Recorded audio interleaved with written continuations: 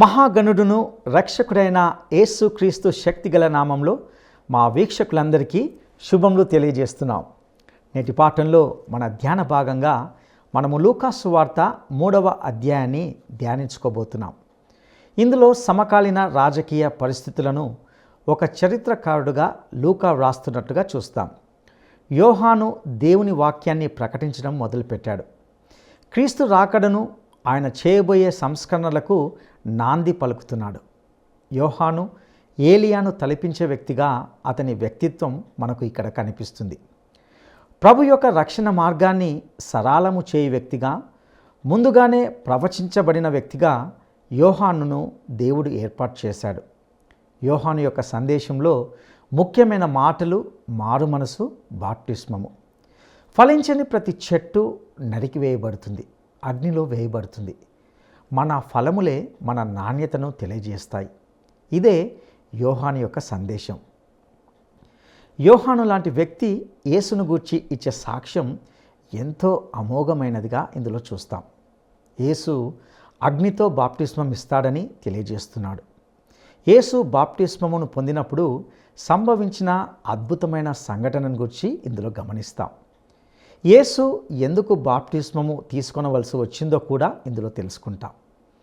యేసు దావీదు కుమారుడంటకు లూకా ఇక్కడ వంశ వృక్ష క్రమాన్ని ఇందులో వివరిస్తున్నట్లుగా చూడగలం.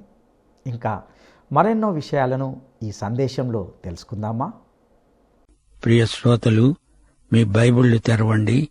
ఈ రోజున మనం లూకా సువార్త 3వ అధ్యాయం అధ్యయనం చేయబోతున్నాము.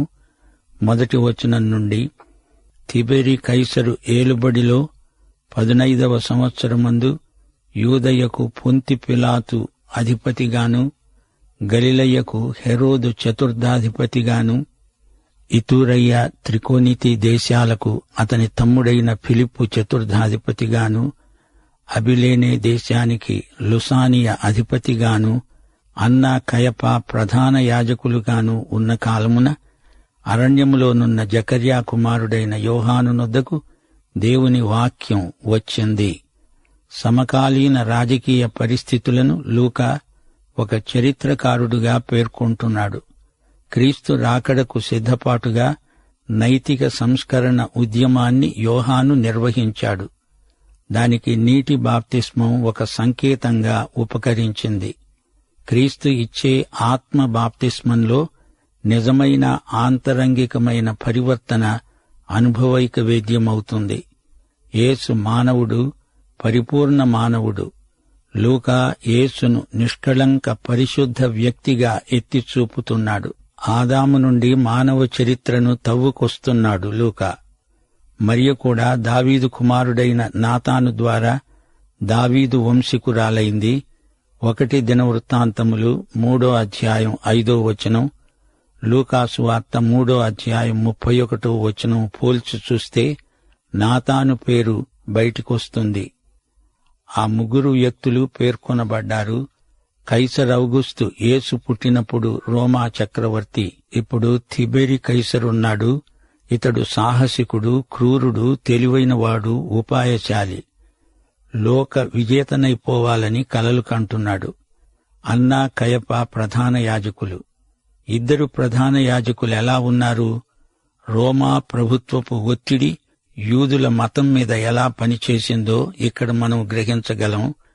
అన్నాకు రాజకీయ అధికారముంది గాని కయప రోమా ప్రభుత్వ అభ్యర్థి. తండ్రిలాగా యోహాను ఒక యాజకుడవటానికి ఇష్టపడలేదు. మత వ్యవస్థ భ్రష్టుపట్టిపోయింది. యోహాను ప్రవక్త అయ్యాడు. యోహాను వ్యక్తిత్వం అలనాటి ఏలీయాను తలపింపచేస్తుంది. మెస్సియా రాబోతున్నాడని యోహాను ప్రజలకు జ్ఞాపకం చేస్తున్నాడు. తండ్రి యాజకుడు గాని దేవుడు యోహానును ప్రవక్త పరిచర్యకు నియమించాడు. 6వ వచనం వరకు అంతా ప్రవచనమే. అంతటా అతడు వచ్చి పాపక్షమాపణ నిమిత్తము మారు మనస్సు విషయమైన బాప్తిస్మము పొందాలని యొర్దాను నదీ ప్రదేశమందంతటా ప్రకటిస్తున్నాడు. ప్రభువు మార్గము సిద్ధపరచండి, ఆయన త్రోవలు సరళం చేయండి. ప్రతి పల్లము పూడ్చబడుతుంది, ప్రతి కొండ మెట్ట పల్లము చేయబడుతుంది.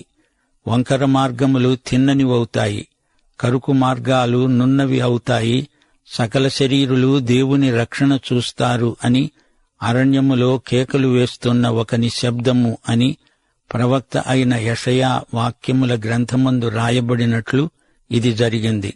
శ్రోతలు వింటున్నారా? యోహాను మారుమనస్సు బాప్తిసం ప్రకటించాడు. ప్రవక్తల క్రమంలో ఈ యోహాను చివరివాడు. పాత నిబంధన కోవకు చెందిన ప్రవక్త. కొత్త నిబంధనలో అడుగుపెట్టాడు. కొద్ది పుటల్లో అలా కనిపించి అలా వెళ్లిపోయాడు. ఆయన భాష, ఆయన ధరించిన దుస్తులు నాగరికమైనవి కావు. మోటు మనిషి, అడవి మనిషిలాగా కనిపించాడు గాని అతడు దేవుని దృష్టిలో చాలా గొప్ప ప్రవక్త. ఆయన భోజనం కూడా అనాగరికమే గాని ఆయన ఎంతో గొప్ప హతసాక్షి. ఈ రోజుల్లో దేవుని తీర్పును ఎవరూ విననొల్లరు. ప్రసంగ వేదికల నుండి అందరికీ ఇష్టమైన ఇచ్చకపు మాటలే ఈ రోజున వినపడుతున్నాయి. శోచనీయం. బాప్తిస్మకుడైన యోహానులాగా ఎవడైనా సంఘ కాపరి మాట్లాడితే మరో ఆదివారానికి అతడక్కడ ఉండడు. శ్రోతలు వింటున్నారా? దేవుడు ఈ సందేశాన్ని ప్రకటించడానికి నాటి గొప్ప మతనాయకులలో ఎవరినీ వాడుకోలేదు. బాప్తిస్మకుడైన యోహానును దేవుడు వాడుకున్నాడు. ప్రవక్తలలో చిట్టచివరివాడు ఈ యోహాను. యెషయా ప్రవచనాలలో యోహాను పరిచర్య పేర్కొనబడింది. బాప్తిస్మకుడైన యోహాను ప్రవచనములలోని మహాప్రవక్త, నైతిక విప్లవ ప్రయోక్త. లూకాసు వార్త 3వ అధ్యాయం 7 నుండి 19వ వచనం వరకు యోహాను సేవ ఇక్కడ వివరించబడింది. యోహాను తన చేత బాప్తిస్మము పొందవచ్చిన జనసమూహములను చూచి అన్నాడు, సర్పసంతానమా, రాబోయే ఉగ్రతను తప్పించుకోవడానికి మీకు బుద్ధి చెప్పిన వాడెవడు? మారు మనసుకు తగిన ఫలాలు ఫలించండి. అబ్రహాము మాకు తండ్రి అని మీలో మీరు అనుకొన మొదలు పెట్టవద్దు. దేవుడు ఈ రాళ్ల వలన అబ్రహామునకు పిల్లలను పుట్టించగలడని మీతో చెబుతున్నాను. ఇప్పుడే గొడ్డలి చెట్ల వేరున ఉంచబడి ఉన్నది గనుక మంచి ఫలము ఫలించని ప్రతి చెట్టు నరకబడి అగ్నిలో వేయబడుతుంది. అందుకు జనులడిగారు, అలాగైతే మేము ఏమి చెయ్యాలి? అతడన్నాడు, 2 అంగీలు గలవాడు ఏమీ లేనివానికి ఇవ్వాలి. ఆహారము గలవాడు అలాగే చెయ్యాలి. సుంకరులు బాప్తిస్మము పొందగోరి వచ్చి అతణ్ణి అడిగారు, బోధకుడా, మేమేమి చేయాలి? అతడన్నాడు, మీకు నిర్ణయించబడిన దానికంటే ఎక్కువ తీసుకోవద్దు. సైనికులు అడిగారు, మేమేమి చెయ్యాలి? అందుకు అతడన్నాడు, ఎవరినీ బాధ పెట్టకుండా, ఎవరి మీద అపనింద వేయకుండా మీ జీతాలతో తృప్తి పొంది ఉండండి. యోహాను మారుమనస్సు ప్రబోధాలు చేశాడు. ఒకటి విడిచి మరొకటి చేపట్టడం మారుమనస్సు. రక్షించే విశ్వాసంలో మారుమనస్సు లేక పశ్చాత్తాపం ఒక భాగం. పాపము నుండి నీతిలోకి రావాలి. అప్పుడే కృప అంటే ఏమిటో ఎవరికైనా బోధపడుతుంది. యేసునందలి విశ్వాసానికి యేసు నుండి మనకు లభించేది కృప. ప్రభువైన యేసునందు విశ్వాసముంచు, అప్పుడు నీవు నీ ఇంటివారు రక్షించబడతారు. ఈ రక్షణలో నీ పశ్చాత్తాపం ఇమిడి ఉంది. అపొస్తలుల కార్యములు 16వ అధ్యాయం 31వ వచనం, లూకాసు వార్త 3వ అధ్యాయం 15వ వచనం నుండి. ప్రజలు కనిపెడుతూ ఇతడు క్రీస్తయి ఉన్నాడేమో అని అందరూ యోహానును గూర్చి తమ హృదయములలో ఆలోచించుకుంటూ ఉండగా యోహాను వారందరితో అన్నాడు, నేను నీళ్లతో మీకు బాప్తిస్మమిస్తున్నాను. అయితే నాకంటే శక్తిమంతుడొకడు వస్తున్నాడు. ఆయన చెప్పుల వారును విప్పటానికి నేను పాత్రుడను కాను. ఆయన పరిశుద్ధాత్మలో శక్తితో మీకు బాప్తిస్మమిస్తాడు. ఆయన చేట ఆయన చేతిలో ఉన్నది. ఆయన తన కళ్లమును బాగా శుభ్రము చేసి తన కొట్టులో గోధుమలను పోసి ఆరని అగ్నితో పుట్టు కాల్చేస్తాడు. ఇదిగాక అతడు ఇంకా చాలా సంగతులు చెప్పి ప్రజలను హెచ్చరిస్తూ వారికి సువార్త ప్రకటిస్తూ ఉన్నాడు. శ్రోతలు వింటున్నారా? యోహాను ప్రకటించింది దేవుని తీర్పు. ఫలించని చెట్టు నరికివేయబడుతుంది. గొడ్డలి చెట్టు వేరు మీద ఉంది. ఫలించని ద్రాక్ష తీగె నరికివేయబడి అగ్నిలో వేయబడి మండిపోతుంది అన్నాడు ప్రభువు. స్వార్థం మంచిది కాదు. అపొస్తలుడైన పౌలు ఎఫెసీ పత్రిక 4వ అధ్యాయం 28వ వచనంలో అన్నాడు, దొంగిలేవాడు ఇక మీదట దొంగిలక అక్కరగలవానికి పంచిపెట్టడానికి వీలు కలిగే నిమిత్తము తన చేతులతో మంచి పని చేస్తూ కష్టపడాలి. సుంకరులు తమ పేరాశను మాని నీతిగా బ్రతకాలి. యోహాను ప్రబోధానికి ఫలితంగా సుంకరులు మారుమనస్సు చెందారు. మీ ఫలములే మీ నాణ్యతను తెలియచేస్తాయి. నీవు ఏ పని చేసినా, ఏ ఉద్యోగం వెలగబెట్టినా దానిలో నైతిక విలువలు ప్రవర్తిల్లకపోతే అది పాపం, శిక్షకు గురి అవుతుంది. జాగ్రత్త. ఇదే బాప్తిస్మకుని సందేశం. యోహాన్ అంటున్నాడు, నా సందేశంలో అంతా అయిపోలేదు, నా వెనుక వచ్చేవాడున్నాడు, నాది నీటి బాప్తిస్మము గాని రాబోయే ఆయన పరిశుద్ధాత్మ బాప్తిస్మమిస్తాడు. అవును శ్రోతలు, నాటి నుండి నేటి వరకు ఆయన బాప్తిస్మం పరిశుద్ధాత్మ బాప్తిస్మమే. అది ఆయన ఇస్తూనే ఉన్నాడు. రెండో రాకడలో అగ్ని బాప్తిస్మమిస్తాడు. అది తీర్పు. అగ్ని తీర్పును సూచిస్తుంది. ఆయన రెండవ రాకడలో ఈ తీర్పు అమలులోకి వస్తుంది. శ్రోతలు, పెంతెకొస్తున్నాడు అగ్ని నాలుకలు వచ్చాయి గదా అంటారా? అది అగ్ని నాలుకల వంటిది కాని అగ్ని కాదు. అగ్ని బాప్తిస్మం యేసు రెండో రాకడలోనే. అగ్నిజ్వాలల వంటి నాలుకలు పెంతెకొస్తు నాటి సన్నివేశం తెలిసిందా? 19-20 వచనాలు. చతుర్థాధిపతి అయిన హెరోదు చేసిన సకల దుష్కార్యముల నిమిత్తము, అతని సోదరుని భార్య అయిన హెరోదియ నిమిత్తము యోహాను అతన్ని గద్దించినందుకు అది వరకు తాను చేసినవన్నీ చాలవన్నట్లు అతడు యోహానును చెరసాలలో వేయించాడు. శ్రోతలు, యోహాను సేవ ఎంత గొప్పదో చూచారా? ప్రజలు మారుమనస్సుకు తగ్గ ఫలం ఫలించాలి, లేకపోతే తీర్పు తప్పదు. ఎంత ధైర్యం! యోహాను చెరసాల నిర్బంధంలో ఉన్నాడు. లూకాసు వార్త 3వ అధ్యాయం 21-22 వచనాలలో ఒక సత్యం ఉంది. ఇదొక మర్మం. దేవుని కుమారుడు బాప్తిస్మము పొందగా పరిశుద్ధాత్మ ఆయన మీదికి పావురము వలె దిగిరాగా తండ్రి పరలోకము నుండి ఆమోదవాక్కు పలికాడు. దీనికి అర్థమేమిటి? మన రక్షణలో పరిశుద్ధ త్రిత్వం ప్రమేయం ఉన్నది. తండ్రి, కుమార, పరిశుద్ధాత్మలు యేసు బాప్తిస్మమప్పుడు ఏకీభవించారు. ప్రజలందరూ బాప్తిస్మము పొందినప్పుడు యేసు కూడా బాప్తిస్మము పొంది ప్రార్థన చేస్తూ ఉండగా ఆకాశము తెరువబడి పరిశుద్ధాత్మ శరీరాకారముతో పావురము వలె ఆయన మీదికి దిగివచ్చాడు. అప్పుడొక శబ్దము ఆకాశము నుండి వచ్చింది. ఎఫెసీ పత్రిక 1వ అధ్యాయం 1-14 వచనం వరకు త్రిత్వం కనపడతారు. చూస్తారా? తండ్రి అయిన దేవుడు, ప్రభువైన యేసుక్రీస్తు, పరిశుద్ధాత్మ చేత మీరు ముద్రించబడ్డారు. దేవుని మహిమకు కీర్తి కలగడానికి ఆయన సంపాదించుకున్న ప్రజలకు విమోచనము కలిగే నిమిత్తము పరిశుద్ధాత్మ మన స్వాస్థ్యమునకు సంచకరువు అనగా బయాన. దేవుడు క్రీస్తునందు పరలోక విషయంలో ఆత్మ సంబంధమైన ప్రతి ఆశీర్వాదము మనకనుగ్రహించాడు. ఆయన కృపామహిమకు కీర్తి. యేసుక్రీస్తు ద్వారా మనం దేవుని కుమారులమయ్యాము. దేవుని కృపామహదైశ్వర్యము. ఇది సత్యవాక్యం, రక్షణ సువార్త.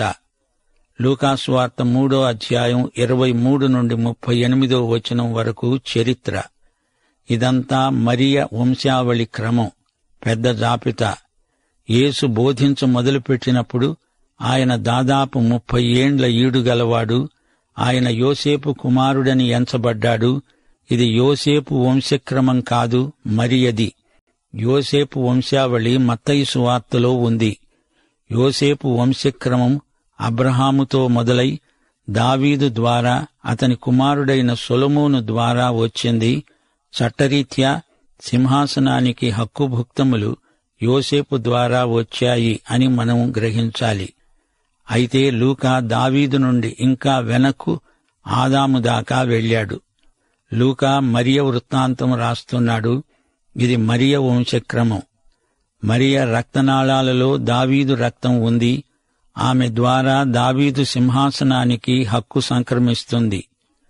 యేసుకు సింహాసనమునకు అధికారపూర్వకమైన హక్కున్నది. మరియలో దావీదు రక్తం ఉంది.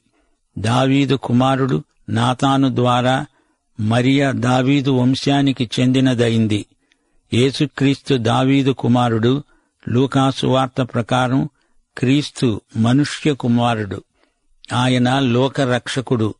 ఆయన వంశావళి అబ్రహాము నుండి ఇంకా వెనక్కు ఆదాము దాకా వెళ్లిపోతుంది. ఆదాము దేవుని మొదటి కుమారుడు, అనగా సృజించబడిన కుమారుడు. పాపం చేసి ఆదాము ఆ స్థితి నుండి అధోగతికి పడిపోయాడు. యేసుక్రీస్తు కడపటి ఆదాము. ఆయన దేవుని కుమారుడు. ఆయన సృష్టికర్తే, సృజించబడినవాడు కాడు. యేసు వచ్చి ఆదాము పోగొట్టుకున్న స్థితికి మానవతను తేవడానికి చేయవలసిందంతా చేశాడు. మానవుడు ప్రభు అయిన యేసుక్రీస్తునందు విశ్వాసముంచి దేవుని కుమారుడు కాగలడు. మరియ తండ్రి హేలి. శరీరరీతిగా యోసేపు యేసు తండ్రి కాడు, కాని సామాన్యంగా అలా వ్యవహరించారు. ఈ పేర్లు వింటారా? వీటి ధ్వని కూడా ఎంతో శ్రావ్యమనిపిస్తుంది. యోసేపుతో మొదలై వెనక్కు వెడదాము. మత్తతు, లేవి, మెల్కి, యన్న, యోసేపు, Mattathias, Amos, Naum, Esli, Nagge, Maath, Mattathias, Semei, యోసేఖు, Juda, Joanna, Rhesa, Zerubbabel, Shealtiel, Neri, Melchi, Addi, Cosam, Elmadam, ఏరు, యెహోషువ, ఎలియెజరు, యోరీము, మత్తతు, లేవి, షిమ్యోను, యూదా, యోసేపు, యోనాము, ఎల్యాకీము, మెలెయ, మెన్న, మత్తత, నాతాను, దావీదు, యెషయి, ఓబెదు, బోయజు, షల్మాను, నయస్సోను, అమీనాదాబు, ఆరాము, ఎస్రోము, పెరెసు, యూదా, యాకోబు, ఇస్సాకు, అబ్రహాము, తెరహు, నాహోరు, సెరూగు, రయు, పెలెగు, హెబెరు, షేలహు, కేయినాను, అర్పక్షదు, షేము, నోవహు, లెమెకు, మెతూషెల, హనోకు, యెరెదు, మహలయేలు, కేయినాను, ఎనోషు, షేతు, ఆదాము. ఆదాము దేవుని కుమారుడు. ఇది వంశవృక్ష క్రమం. మొదటి ఆదాము నుండి కడపటి ఆదామైన యేసుక్రీస్తు వరకు. ఈ అధ్యాయం మొదట్లో పొంతి పిలాతు అనే అధిపతి పేర్కొనబడ్డాడు. ఇతడు రోము గవర్నరు. హెరోదు అంతిప సోదరుడు ఫిలిప్పు. హెరోదు రాజధాని కైసరయ్య ఫిలిప్పు. అన్నా, కయప ప్రధాన యాజకులై ఉన్నప్పుడే యోహాను సేవ ప్రారంభమైంది. అన్నా అల్లుడే కయప. అన్నాయే అసలు ప్రధాన యాజకుడు. అయితే రోమా ప్రభుత్వం కయపను ప్రధాన యాజకుడుగా నిలువబెట్టింది. అన్నా, కయప ఇద్దరూ ప్రధాన యాజకులని వ్యవహరించబడ్డారు. దేవుని వాక్యము యోహానుకు వచ్చింది. అరణ్యసీమలో ఉన్న యోహానుకు దేవుని వాక్యం వచ్చింది. పాపక్షమాపణ కొరకైన మారుమనస్సు బాప్తిస్మమును యోహాను ప్రకటించాడు. హృదయ పరివర్తన ప్రజలకు కలగాలి. బాప్తిస్మము వారి మనస్సుకు, పాపక్షమాపణకు ఫలితం. యోహాను యేసుకు ఆగమన దూత అయినట్లే యోహాను బాప్తిస్మం యేసు ఇవ్వబోయే ఆత్మ బాప్తిస్మానికి మార్గం సరళం చేసింది. యొర్దాను ప్రాంతాలలో ఏలియా సేవ చేశాడు. ఏలియాలాగే యోహాను అదే ప్రాంతంలో సేవ కొనసాగించాడు. యెషయా ప్రవచనంలో ఈ యోహాను ఉన్నాడు. అరణ్యములోని కేక. ప్రభువు మార్గాన్ని సరళము చేసే ఆగమన దూత బాప్తిస్మకుడైన యోహాను. అరణ్యములోని కేక అరణ్యాన్ని మెస్సియా రాకడకై సిద్ధం చేస్తోంది.